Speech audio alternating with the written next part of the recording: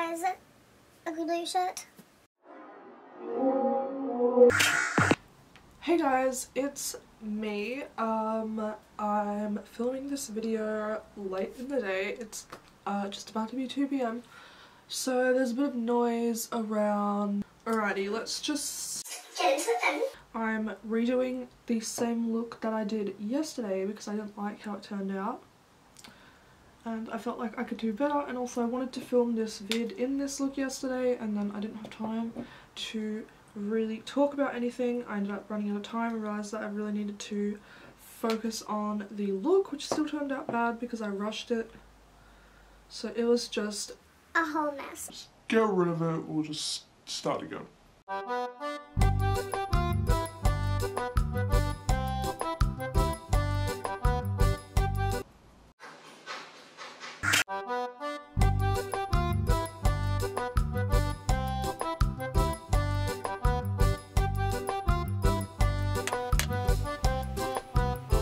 I actually do not own a contour product at all. I don't have a contour palette. I do not have any single pans. I use this old palette that I got when I still did neutrals, and now I don't really use neutrals and I don't really like this palette that much, so I just use it for contouring. I'm not actually that good at contouring, especially with this brush. Hi guys.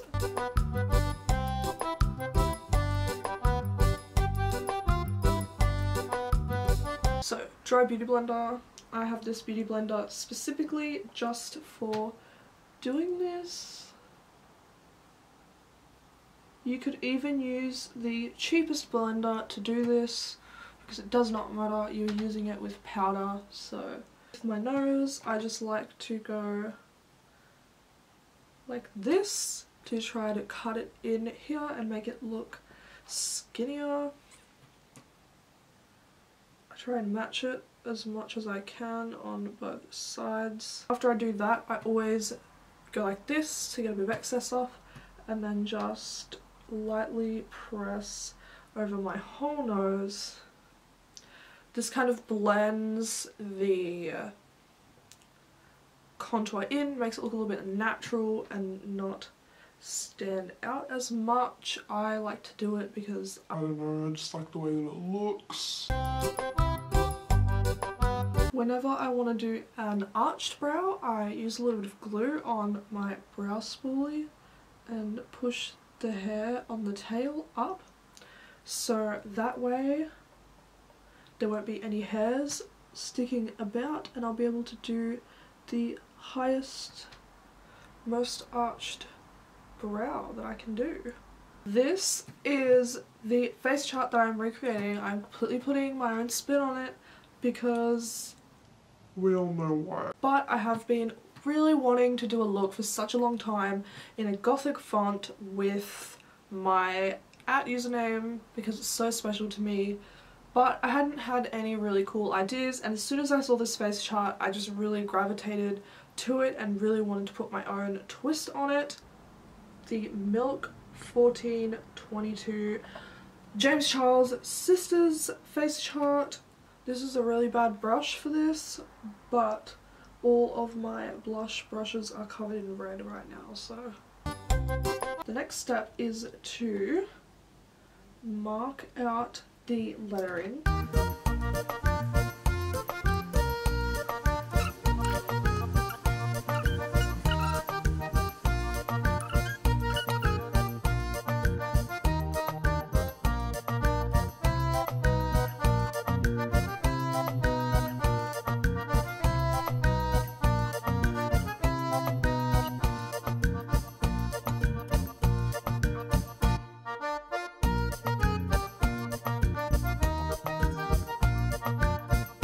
Alright, while I'm here, I'm gonna do my eyebrows.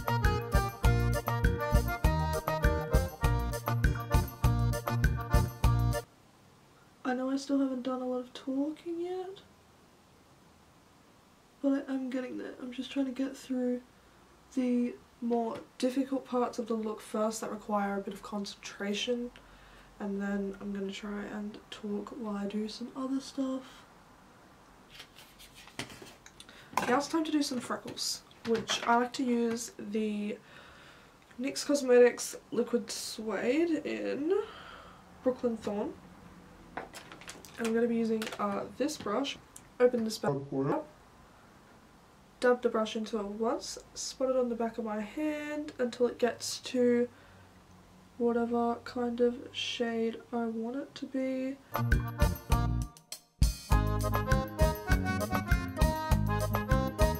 I like to just use a small amount of powder on my powder brush to set the freckles. Helps make them look a little bit more natural and stops them from smudging easily, since they are just done out of lipstick. They're not exactly the most sturdy thing in the world. Now, the next thing is highlight, which I'm so excited about. Since I want the lettering to be on top of the highlight, I've got to put the highlight on now.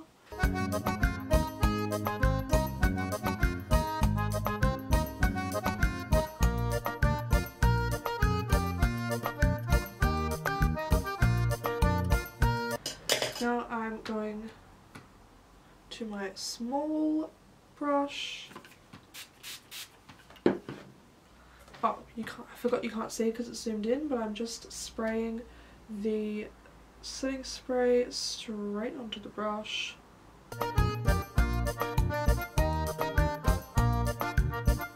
Now that I've done that,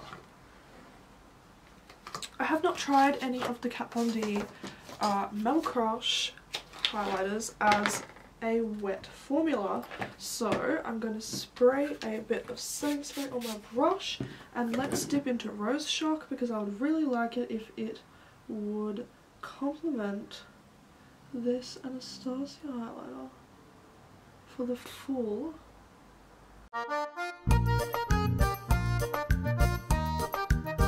Okay, I'm going to curl my lashes now and put on some mascara.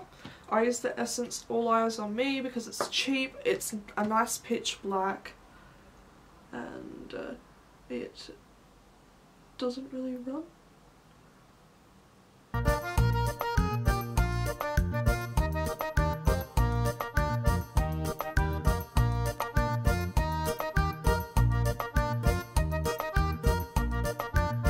To set out my colours of the colours, so where each colour is going.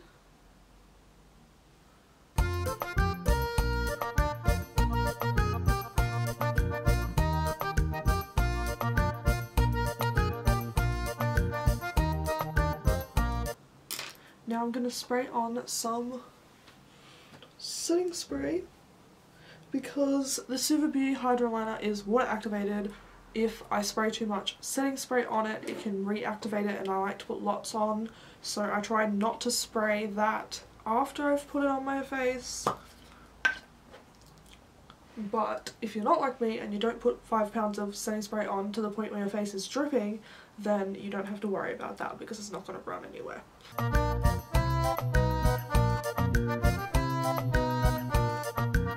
While this is drying, I guess let's start some questions because I haven't answered any questions yet. And I feel really bad. So I'm just going to go in the order that they are, and if I've already answered one, then I'm just going to skip that one. Okay, the first one was, what were the early symptoms that made you realise something wasn't right? All through like primary school and high school, for a really long time, I just remember like not really engaging in sports and stuff like that, and it wasn't really because I hated sport. Like in the end I hated it because of this, but I just, it was really sore and it was really hard for me to like participate, and then finally I went to the doctor later on, and then they were like, well, that doesn't sound right, like, you know, let's have a look. I think once in my childhood I got it looked at and they just said something about me having, you know, like joints in my knees that don't track properly, and to tape them up with sports tape. I kind of like especially noticed it when I started doing roller derby. I did roller derby from I think maybe like 9 to 14 or 15. I really enjoyed it. One of my favourite sports of all time. I miss it so much. I still have the exact same roller skates that were my original pair that I wore for roller derby, and they still fit me, so I still use them from time to time because it's a really fun form of exercise and I love them so much. I miss it so much. If I did not have arthritis, I would definitely still be doing it, but it is so insanely difficult and painful to skate with arthritis. It is not fun. So I obviously don't do that anymore.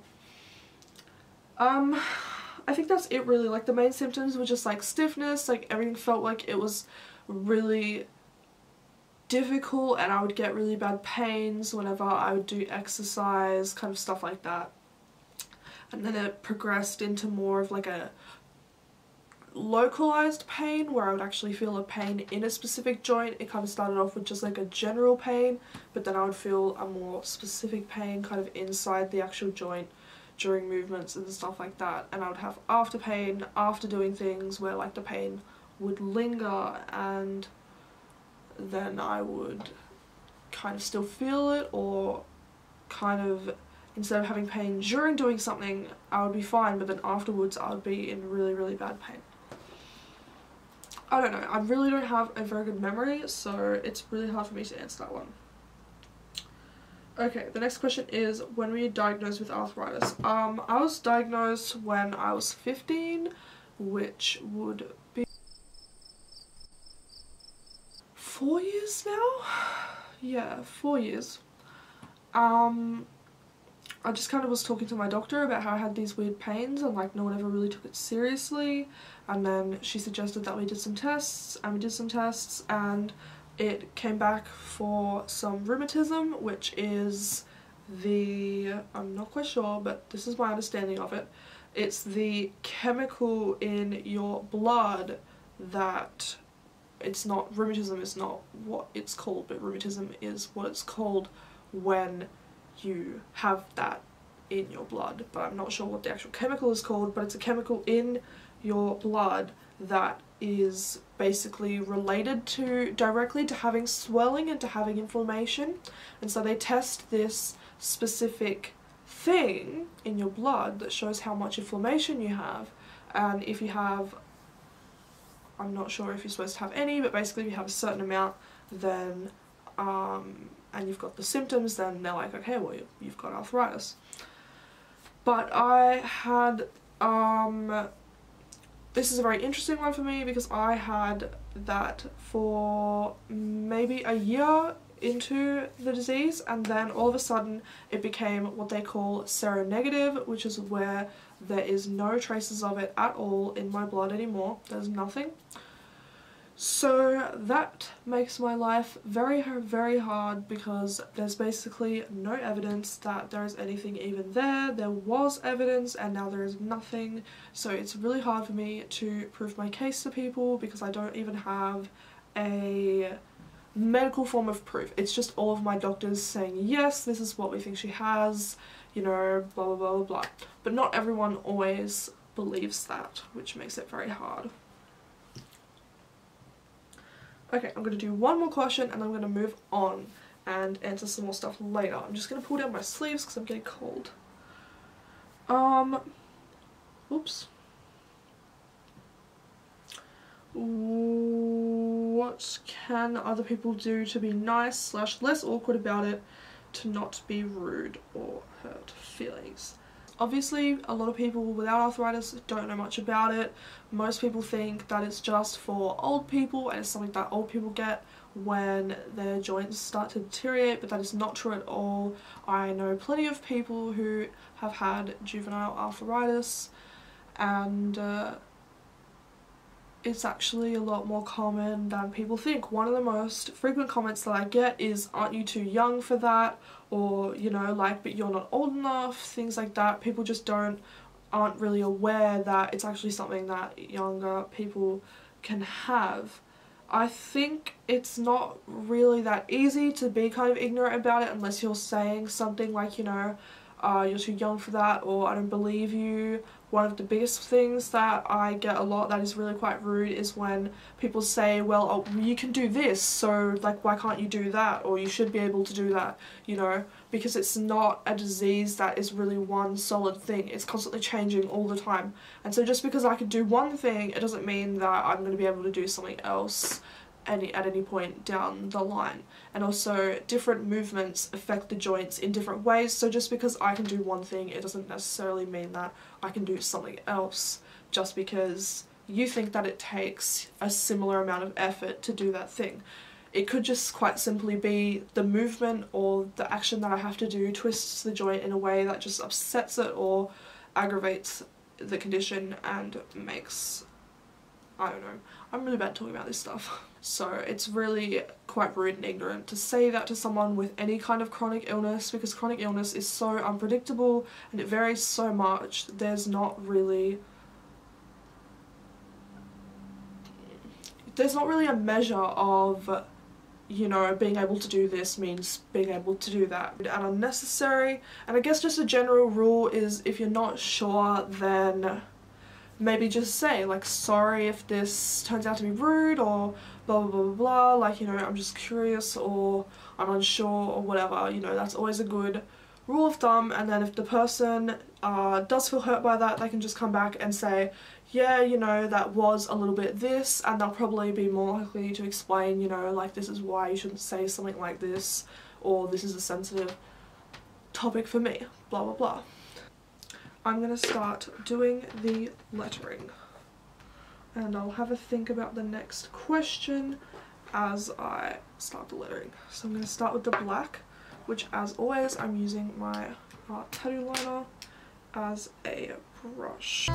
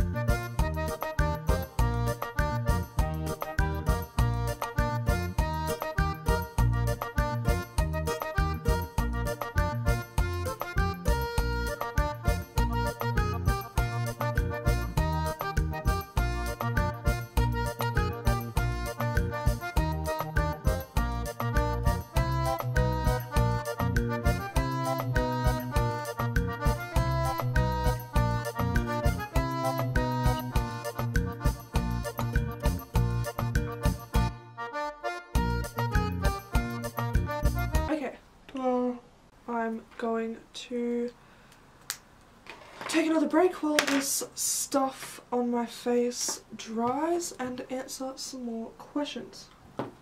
Someone said, what struggles did you go through? And at first I was really confused and was like, what does this really mean? But then I kind of thought about it and I was like, well, I guess I have had a lot of struggles.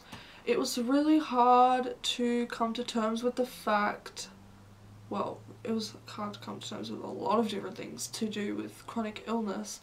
The main few, I guess, the one that I'm obviously struggling with right now is coming to the terms with the fact that I'm never going to have a real job. Is something that I've been struggling with for the past few years, mainly because everyone around me mainly keeps trying to push me into some kind of job. Everyone has their own opinion. Everyone kind of says, well, you can do this and that, so surely you can have a job doing this, or, you know, this wouldn't be too bad for you. Other people are just like, you know, oh, it's not that bad, you get used to it, like, rah rah, but they just don't understand what it's like every day just is a struggle on its own. Just getting up, doing the few things that I do, which is not even that much, and that is just hard enough on its own. There's just no way that I can pile having a job on top of anything else that I'm doing. It's one of your worst experiences. I have this bad pain which is not directly caused by arthritis, but it is a, I'm just going to zoom out now that I'm done with my detail work and I'm just talking. But it is a side effect of having it. Since I have bad pain whenever I do lots of exercise or just any kind of exertion, I get this really bad pain in my muscles because I don't have a very high muscle mass. I've been told that by doctors, that it's kind of diminished because of the fact that I don't do a lot of exercise. I'm trying to get into physio or something like that so that I can fix that, but I get this really bad pain when I do too much that is kind of like my muscles get so tight that they're pushing the bone almost like this, like not physically, but that's just what it feels like, that my muscles are doing this and pressing into the bone, and it kind of really hurts. It's excruciating. It's probably the pain that I'm most afraid of having and the reason why I limit myself so much, because if I do too much I get that really excruciating pain and I can't do anything. No painkillers really help me, but I try not to take painkillers unless I really have to, so I only take them if I'm feeling an excruciating pain that I just can't stand, because otherwise they tend to get less effective over time. They damage your liver, your stomach, things like that. They're just not that good, so I try not to take them unless I am in really bad pain. And that is just one of those times that I just feel excruciating pain. I mainly just lay in bed and cry with a heat pack and wonder why my life has to be like that. Basically is what I do. Someone said, how has arthritis impacted your life? It's impacted my life a lot. I dropped out of school 3 times because I can't write and I can't type for long periods of time. I can't handwrite any more than a page, or I get bad pain in my fingers and in my wrist, and it gets so bad that it sends pulses through my arms and down into my body, and it feels so insane. I can't even describe it. I literally feel like these pulsating feelings shooting down, like the nerves are just freaking out and just going crazy. It's really weird and it makes my life very hard because the same thing happens when I type, since I have to do that and it starts in my fingers. Even doing 1 3-hour class a day, it was just too much for me.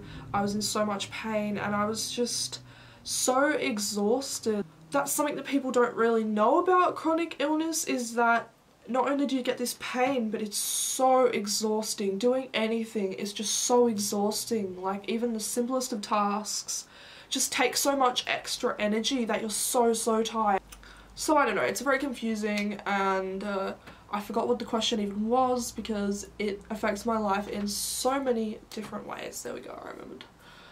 So many different ways. So many ways that you don't even realise too, because especially for me, I have just completely adjusted my whole life so that I live in less pain, because before I just kept trying to do things and pushing myself and it just did not work. I ended up being in so much pain, and basically I would do something and then I would have to take a whole day to rest so that I would be okay to do something again the next day, and that is just not a way to live your life. Someone said, how do you work through the pain? Well, it gets easier over time.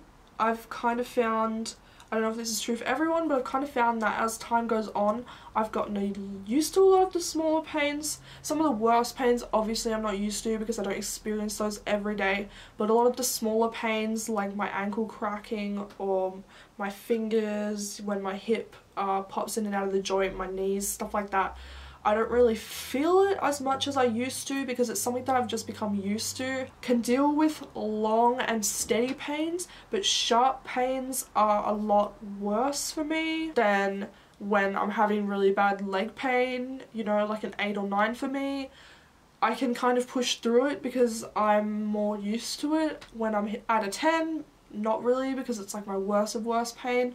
But if I'm feeling like an 8 or a 9, I'll still be able to move around a little bit. It's very, very slow. I walk like an old person, and I literally like slow motion walk, but I can still do it without bawling my eyes out because it's just something that I'm used to. Like if I really have to get myself water or heat up my heat pack or get some painkillers or something like that, I'll kind of hobble around the house really slowly. But my favourite things to do for pain are heat packs. I'll do a rub because I find that the act of massaging the area really well actually works. So I'll use something like Pain Away or Denko Rub, you know, one of the kind of pain creams. I try to stay away from deep heat and stuff like that because when I get a bad pain, the area tends to get hot and swollen, so I don't like deep heat and things like that because it tends to make it worse. I try to stay away from anything that gives off heat or says that it will make the area feel hot.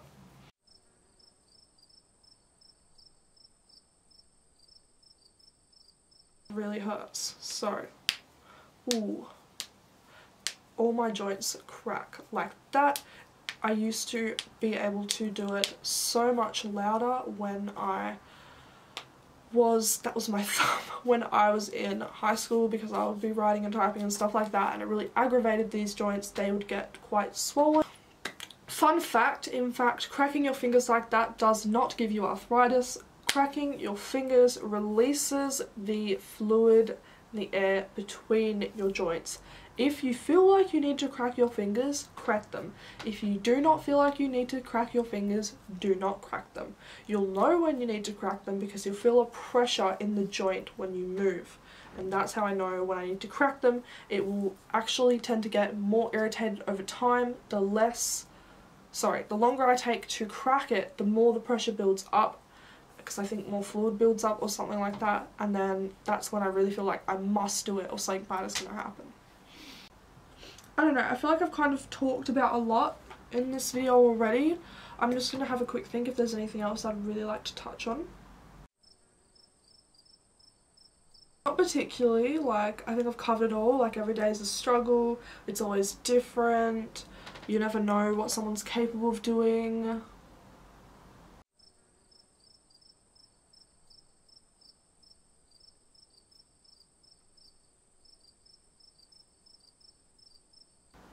I think that's about it, really.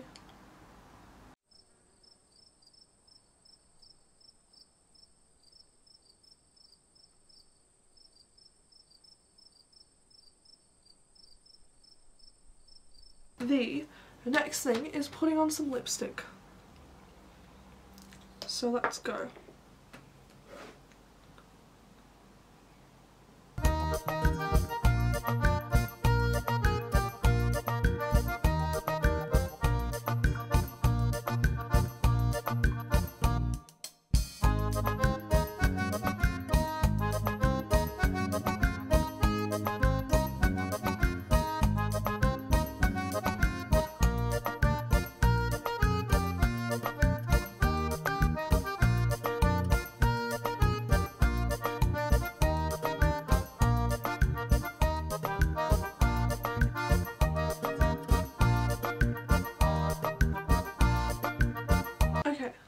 Lashes on. Now I have to do lip gloss, which the way that I apply my lip gloss so that it goes on really well is I actually just use the wand, but in between each time I dip back into the gloss I wipe it off so that I don't get any colour into the gloss.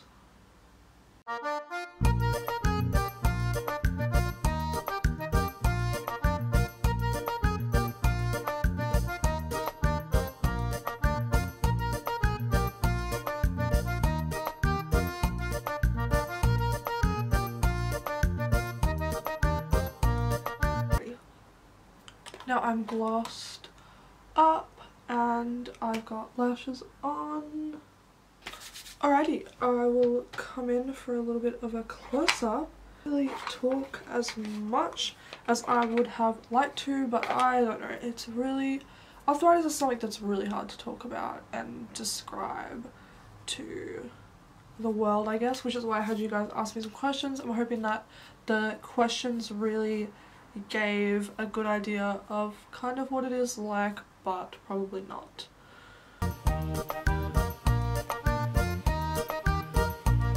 Alright, bye guys, I hope you enjoyed this video. I hope you learnt a little something. I hope you enjoyed watching this. I will see you again soon, either on Instagram or in my next video.